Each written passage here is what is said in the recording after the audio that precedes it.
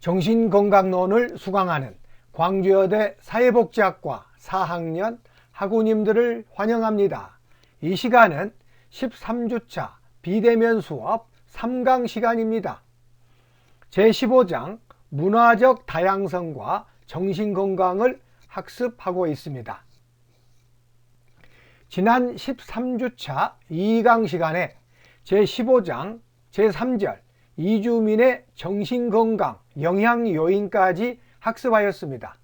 13주차 3강 시간은 제4절 문화적 다양성과 이주민의 정신건강 증진 방안부터 학습하도록 합니다. 제4절 문화적 다양성과 이민자의 정신건강 증진 방안을 학습합니다. 첫째, 이주민에 대한 좋지 않은 시선을 바꾸어 나아가야 한다. 결혼 이주 여성에 대한 높은 편견은 우리 사회 구성원으로 받아들이는 노력이 필요합니다. 이주민들에 대한 내국인들의 포용력과 사회적 지원과 서비스 제공 확대가 필요하겠습니다. 다문화 가정의 자녀들의 청소년 문제에 대한 사회적 문제 발생에 대하여 대비가 필요합니다. 둘째, 이주민의 정신건강상 문제와 문화 갈등 위험에 대한 즉각적 도움이 제공되어야 하겠습니다. 서로 다른 이주민의 문화적 가치와 그들의 생활 방식에 대한 상호 인정이 필요합니다. 문화적 다양성과 사회통합 차원의 정신건강 서비스 개발이 시급히 요청됩니다. 셋째, 법적, 제도적 차원에서 다양한 지원 방안을 모색해야 합니다.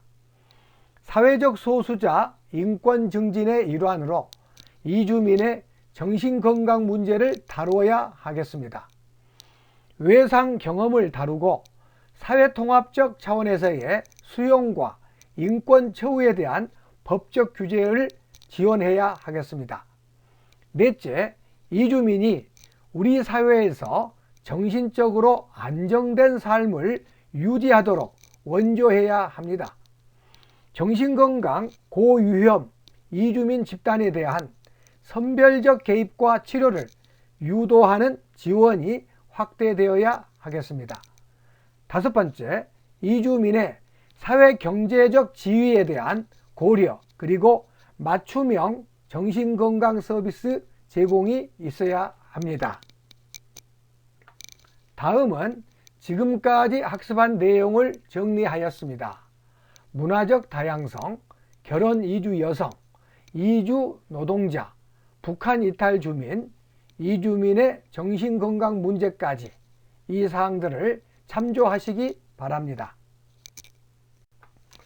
정신건강론 13주차 비대면 수업 3강 시간 계속합니다. 제16장 행복한 삶을 위한 재현을 학습하겠습니다. 제16장에서 배울 것들에 대하여 학습의 목표를 알아봅니다. 첫째, 건강하고 행복한 삶이란 무엇인지 함께 토론하여 봅니다. 둘째, 정신적으로 건강한 삶과 마음 챙김, 회복 탄력성의 관계를 이해합니다. 셋째, 행복한 삶을 살기 위한 자신만의 실천 방법을 공유하고 토론하겠습니다. 제1절 건강하고 행복한 삶이란 무엇인가 학습합니다. 대부분의 사람들이 열심히 살아가는 진정한 이유는 행복하게 살기 위해서일 것입니다. 동서고금을 막론하고 행복에 대한 정의는 시대와 사회적 상황에 따라 다양하게 정의되어 오고 있습니다. 그렇다면 과연 행복이란 무엇이고 행복한 삶이란 무엇인가? 행복해지기 위해서 우리는 어떠한 노력을 해야 하는 것인가? 이에 대한 근본적인 물음은 모든 사람들의 주된 관심사였으며 그에 관한 다양한 주장들이 제기되어 왔습니다. 제16장에서는 건강하고 행복한 삶이 무엇인지 보여주는 몇몇의 연구와 그 역경을 이겨낸 사람들의 이야기를 통해서 진정 행복한 삶이 무엇인지 살펴보고자 합니다. 가로 1번, 행복이란 무엇인가? 우리가 자세히 알아보겠습니다. 먼저 두 가지 주제를 가지고 제시합니다. 첫째, 행복한 삶이란 무엇인가? 둘째, 행복해지기 위한 노력은 어떠한 것인가? 학우님들께서는 이 두 주제를 가지고 기회가 되는 대로 가족들 간에 대화하여 보시기 바랍니다. 위대한 철학자들인 소크라테스와 플라톤의 행복론을 알아봅니다. 너 자신을 알라 라고 말한 소크라테스는 진정한 행복은 자기 성찰과 이성적 사유로 얻을 수 있는 것이라고 하였습니다. 평생을 통해 역설한 도덕적 완결성을 가졌을 때 인간의 행복이 완성된다고 본 것이며, 결국 진리의 문제는 행복의 문제와 필연적으로 결합되어 있는 것이다 라고 말하였습니다. 그의 제자인 플라톤은 행복한 삶을 살기 위한 조건 5가지를 제시하였습니다. 첫째, 먹고 입고 살고 싶은 수준에서 조금 부족한 재산. 둘째, 모든 사람이 칭찬하기에 약간 부족한 용모. 셋째, 자신이 자만하는 것에서 사람들이 절반밖에 알아주지 않은 명예. 넷째, 겨루어서 한 사람에게 이기고 두 사람에게는 질 정도의 체력. 다섯 번째, 연설을 듣고서 청중의 절반 정도만 손뼉을 쳐주는 말솜씨. 플라톤은 적당히 모자란 가운데에서 부족한 부분을 채우기 위해 노력하는 것을 진정한 행복이라고 보았던 것입니다. 21세기를 살아가는 우리들은 어쩌면 풍요로운 자본주의 향연을 누리면서도 끊임없이 부와 명예를 추구하고 심지어 부정과 부패를 저지르는 것도 불사하는 모습들을 보이는 경우가 많기에 플라톤의 행복의 조건을 음미하는 일은 매우 의미가 있을 것입니다. 무엇인가를 원하는 사람은 자신에게 없는 것을 원하는 것이며 자신의 충분한 것을 원하는 것이 아니다. 플라톤의 향연 중에서 나온 말입니다. 인간은 사회적 동물이라고 말한 아리스토텔레스는 니코마코스 윤리학에서 인간의 최고의 선이 행복이라는 점을 강조하였으며, 니코마코스 윤리학을 통해 그는 인간의 행복은 목전론적 세계관을 가지고 윤리적 덕과 지성적 덕을 겸비하였을 때 비로소 완전한 행복을 누릴 수 있다고 보았던 것입니다. 아울러 행복은 누구나 소유할 수 있는 보편적인 것으로서 생애 전체를 통해 성취되는 것이라고 강조하였습니다. 즉, 행복은 정지된 것이 아니라 일생을 통해 학습하고 축적해 나아가야 할 일생의 과업이며 유동적인 성격이 강한 개념인 것이다 라고 말합니다. 모든 기술과 탐구, 또 모든 행동과 추구는 어떠한 선을 목표로 삼은 것이라 생각된다. 그러므로 선이란 모든 것이 목표로 삼는 것이라고 주장하는 것은 옳은 것이라고 하겠다. 아리스토텔레스의 니코마코스 윤리학 중에 나온 말입니다. 다음은 쇼펜하우어의 행복론을 알아봅니다. 쇼펜하우어는 행복에 대해서 세계에는 고통과 행복이 공존하지만 행복은 잠시뿐, 대부분은 고통이다. 끝없는 욕망을 채우지 못하는 데서 비롯되는 고통의 순간들부터 벗어날 때만이 행복할 수 있다. 참으로 이러한 견해는 가히 절망적인 행복론이 아닐 수 없겠습니다. 그러나 현대를 살아가는 우리들의 행복을 추구하는 단상의 단면을 극명하게 설명하는 것은 아닌지 생각하게 만들어주는 것입니다. 파스칼은 다음과 같이 행복론에 관하여 말하였습니다. 행복이란 본질적으로 손에 잡기 어려운 것으로서 행복이 없음을 참고 견디는 것이야말로 지혜로운 생각이라고 말하면서 다음과 같은 말을 남겼습니다. 사람은 행복해지길 원하고 행복밖에 바라지 않으며 행복을 바라지 않고서는 살 수 없다. 하지만 어떻게 하면 행복해질 수 있을까? 이를 제대로 이루기 위해서는 자신을 불사신으로 만들 수밖에 없겠지만 그것은 불가능하기 때문에 적어도 행복해지기를 바라는 것을 포기해 버리려고 하는 것이다. 이렇게 말하였습니다. 이상과 같이 이들의 견해들은 우리 인간의 관념 속에 존재하는 행복의 정의는 고대로부터 현대에 이르기까지 끊임없이 추구하는 숙명과 같은 숙제일지도 모릅니다. 다음의 내용에서 행복의 정의는 무엇일까? 여러분의 마음으로 선택하여 보십시오. 23개 항목 중에 몇 개인가? 동의하는 것은, 동의하지 않은 것은, 또한 추가할 것은 무엇인가?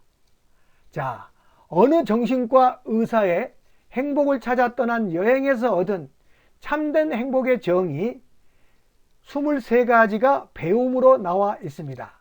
이 제시된 내용을 참조하여 하고 여러분들의 행복의 정의를 마음속으로 선택해 보시기 바랍니다.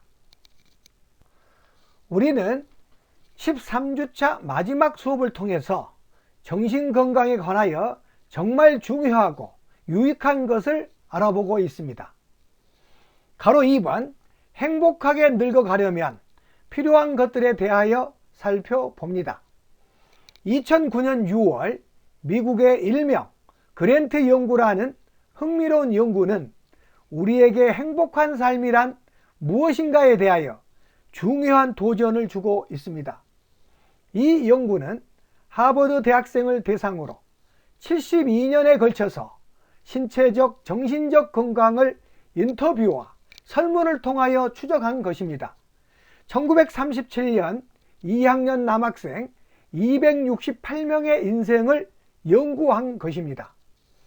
주요 연구자인 조지 베일런트 교수는 삶에서 가장 중요한 것은 인간관계이며 행복은 결국 사랑이라고 결론 지었습니다. 사람에게 47세 무렵까지 형성된 인간관계가 이후 생애를 결정하는 가장 중요한 변수임을 밝혔습니다. 베일런트 교수가 행복하게 늙어가는 데 필요한 7가지 요소를 제시합니다. 가장 중요한 변수로는 고통에 적응하는 성숙한 자세라고 하였으며, 둘째, 교육, 셋째, 안정된 결혼, 넷째, 금주, 다섯째, 금연, 여섯째, 운동, 일곱 번째, 적당한 체중 유지가 중요하다고 강조하였습니다. 이로써 50세에 7가지 중에서 5가지 이상을 갖춘 106명은 80세에도 절반이 행복하다고 하였고, 50세에 7가지 중에서 3가지 이하를 갖춘 이들 중에 80세에 행복하고 건강하게 사는 사람은 아무도 없었으며, 그 이상을 갖춘 사람보다 80세 이전에 사망할 확률이 3배나 높은 것으로 나타났습니다. 그리고 65세에 잘 살고 있는 사람의 93%가 이전에 형제 자매와 원만하게 지낸 사람들이라고 발표하였습니다. 그랜트 연구의 결론은 행복하게 살아가는 데 중요한 것은 성공이 아니라 우리가 익히 알고 있는 생활의 습관들로서 금주, 금연, 행복한 가정, 운동, 인간관계 등이라는 것입니다. 즉 진정한 행복은 성공이 아니라 평범한 것이라는 진실을 알 수 있게 되었습니다. 가로 3번 마음 챙김과 조화로운 삶에 관하여 알아보겠습니다. 양가로 1번 마음 챙김의 가치. 원효대사는 불교의 사상가이자 작가, 시인, 정치인이었습니다. 그는 세상 만사의 모든 것은 마음이 만드는 것이므로 마음을 바로 세우고 세상을 바로 보면 바르게 행할 수 있다라는 사상을 설파하였습니다. 정신건강을 위해서는 끊임없이 자기 자신의 마음을 닦고 기르는 것이 무엇보다 중요하다고 할 수 있습니다. 석가모니는 자신의 고행과 명상을 통하여 정신건강에 대한 해법을 터득하였는데 그는 깨달음의 핵심은 겉모습을 취하지 않고 스스로 마음을 돌이켜 비추는 데 있다고 하였습니다.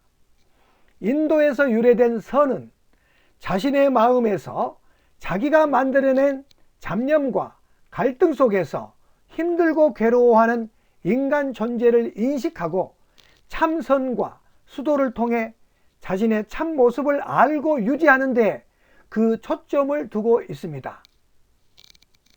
동의보감을 저술한 한의학자 허준은 인간을 정, 혈, 기, 신으로 이루어진 존재로 보았습니다. 이 네 개의 단위가 신체 각 부위에 존재하고 있으면서 서로 조화를 이루면 건강을 유지하고 조화가 깨어진 상태를 병으로 인식하였습니다. 특히 마음을 몸의 군주라고 하여 더욱 중시하였고 정신건강을 신체 건강보다 우위에 두어서 먼저 올바른 정신을 갖추었을 때의 신체적 건강도 이룰 수 있다고 보았습니다. 양가로 2번 신체와 정신의 조화를 알아보겠습니다. 20세기에 들어 정치, 경제, 사회, 심리, 정신의학 등 사회 전반에 지대한 영향을 주었던 지그먼트 프로이드는 건강이란 사랑할 수 있고 생산적인 일을 할 수 있는 능력이라고 보았습니다. 건강한 사람이란 원초와 자아, 초자아가 잘 통합되어서 어느 한편에 치우치지 않으면 본능과 현실을 교섭하고 조화와 적응을 이룰 수 있을 만큼 강해져서 욕구 간의 갈등을 적절히 해결할 수 있는 사람이라고 보았던 것입니다. 즉 신체적인 부분에 어떠한 변화를 통해서 정신적인 문제를 치료할 수 있다고 보았습니다. 현대적 의미와 정신의학적 관점에서 정신건강의 조건을 연구한 일본의 정신과 의사 나가이 하사와 교수는 자신의 환자 중에서 자살자가 나오지 않은 몇 가지 기준을 제시한 바 있습니다. 그는 정신이 건강하다는 증거라고 할 수 있는 기준에 부합하면 병이 회복되었다고 보고 퇴원 허가의 지침으로 삼았는데 이 기준에 부합한 환자들은 자살하지 않고 사회에 잘 적응하는 모습을 보였다고 합니다. 나가이 하사와 교수가 생각하는 정신건강의 조건은 다음과 같습니다. 첫째, 싫은 일은 자연적으로 나중으로 미루는 능력. 둘째, 혼자서 있을 수 있는 능력 또는 둘이서 있을 수 있는 능력. 셋째, 적당히 타협하는 능력, 고집을 부리지 않는 능력. 넷째, 하지 않으면 안 될 것 같은 기분에 대항할 수 있는 능력이 되겠습니다. 이러한 기준을 경쟁과 유능이라는 기준에서 보자면 한참 부족할 수 있겠으나 개인의 삶의 질을 높이고 스스로 삶을 책임지는 중요한 부분이라고 할 수 있는 것입니다. 가로 4번 삶의 역경 앞에서도 당당한 삶에 관하여 알아봅니다. 동서고금을 막론하고 사람들의 존경을 한몸에 받은 소년들은 행복한 삶을 위해서는 우리 인간이 먼저 성숙한 삶의 자세를 가져야 한다고 강조하였습니다. 석가모니도 오랜 고행과 명상 끝에 깨달음을 얻었듯이 고행의 궁극적인 목적은 참다운 나의 발견이라 말하였습니다. 예수 그리스도의 삶도 고행과 역경의 연속이었으며 이를 그의 방식으로 극복해가며 사랑을 전파하였던 것입니다.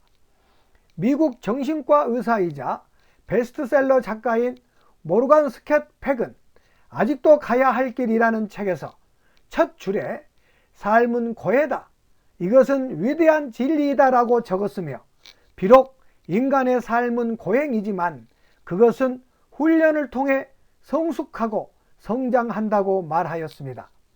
삶의 역경 앞에서도 당당했던 대표적인 한국인으로 서울대학교 지구환경학부 이상묵 교수는 전 세계 바다 곳곳을 누비며 세계 석학들과 공동 연구를 진행한 전도 유망한 해양지질학자였습니다. 2006년 여름 미국 캘리포니아 공대와 공동으로 야외 지질조사 프로젝트를 수행하던 중에 자신이 몰던 차가 전복되는 교통사고를 겪습니다. 의식은 회복되었으나 목 아랫부분을 움직일 수 없는 전신마비 장애인이 되고 말았습니다. 그는 자신 앞에 놓인 역경을 냉정하게 판단하고 무엇을 할지 성찰하여 척수장애인이 된 자신의 처지를 비관하지 않았습니다. 우울해하거나 부정하려 하지 않고 있는 그대로 받아들였으며 입으로 마우스를, 얼굴로 전동 휠체어를 조정하며 6개월 만에 학교 강단에 다시 돌아와 열정적인 강의와 연구를 하고 있으며 절망 앞에서도 성숙한 자세로서 자신의 제2인생을 개척해 나가고 있는 것입니다. 이처럼 절망을 이겨낸 사람들은 회복 탄력성과 같은 마음의 근력을 크게 가진 사람들입니다. 사실 회복 탄력성은 자신을 어떻게 기억하는지와 관련된 심리 요인입니다. 기억된 자아는 자신의 경험에 대하여 끊임없이 의미를 부여하고 스토리텔링하는 자아를 말합니다.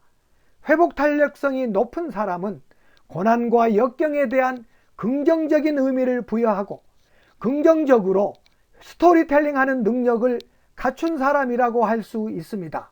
즉, 자신의 가치에 의미를 부여하는 것은 행복한 삶의 원천이 된다는 것입니다. 다음은 정신건강론 교재의 마지막 부분으로 제2절 행복한 삶을 위한 제언을 살펴보겠습니다. 가로 1번 자기의 성찰과 명상으로 영적 건강을 유지하자. 행복한 삶을 위해 몸과 마음을 모으는 합장, 스스로 몸을 낮춰 상대방을 높이는 문화를 배우고 작은 음식도 감사히 먹고 고요한 마음을 유지합니다.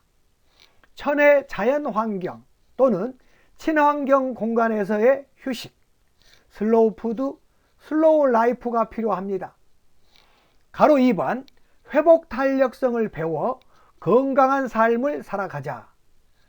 정의로서 삶의 역경을 이겨내고 다시 일어설 수 있는 마음의 근력을 갖추자는 것입니다. 첫째, 자기의 조절 능력. 먼저 자기 자신을 정확하게 이해해야 하겠습니다. 둘째, 대인관계 능력으로 타인과 더불어 살 수 있는 협력하는 능력이 필요하겠습니다. 가로 3번 성숙한 방어 기제로 마음의 불안을 이겨내자. 베일런트 교수는 성숙한 방어 기제를 사용한 사람이 인간관계와 건강 모두가 양호하다고 하였습니다. 가로 4번 현재를 즐겁고 의미 있게 살아가자. 셀리그만은 건강한 삶이란 첫째, 즐거운 삶, 적극적인 삶, 셋째, 의미 있는 삶이라고 강조하였습니다. 칼 로저스는 충분히 기능한 사람이 될 수 있다. 타인에 대해 개방적이고 자신에게 솔직하고 세상과 조화를 이루는 삶이 건강하고 행복한 삶이다라고 말하였습니다. 지금까지 학습한 내용을 핵심 정리하면 건강한 삶이란 동서양을 막론하고 정신적 건강과 신체적 건강이 삶의 질을 결정한다고 우리에게 조언하고 있습니다. 지나친 경쟁과 성과 중심적인 삶이 아니라 일할 때 일하고 쉴 때 쉴 줄 아는 것이 우리의 행복한 삶을 지켜줄 것입니다. 행복한 삶의 첫 번째 요소, 살아가면서 겪는 고통에 적응하는 성숙한 자세는 곧 긍정의 힘이며 가장 평범하게 사는 것이 행복의 지름길입니다. 지금까지 제16장 행복한 삶을 위한 재원까지 모든 교재 후 과정을 학습하였습니다. 하고 여러분 그동안 수고하셨습니다. 감사합니다.